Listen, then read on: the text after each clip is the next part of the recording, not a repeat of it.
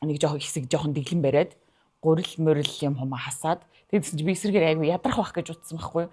Тэгсэн чи бүр эсрэгээр амар гоо ирч хүчтэй байгаад гисэн.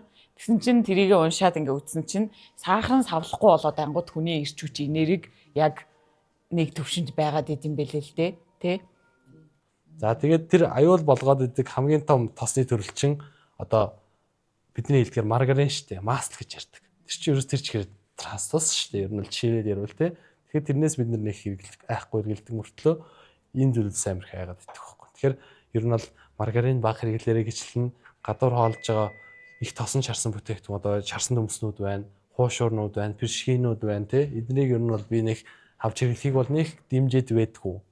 Мо их удаан тосоо солихгүй ашигладаг учраас те. Чипс мипсийг бол би нэг хэрэгтэй амтдаг гэж бол ерөөсөө үздэггүй ч гэдэг юм уу те. Ийм шалтгаанууд байна. Тийм учраас тосны зөв зөвхөстэй хэрэглээ аюу гол юунуудаас их сурвалжуудаас авах хэрэгтэй.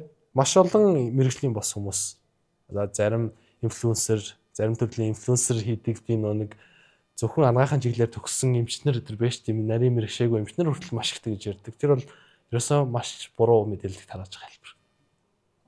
Вау, миний бүр тархин дотор нэг юм гэдэг тосны талаарх ойлголт маань бүр ингээд бүр огт өөр боллоо.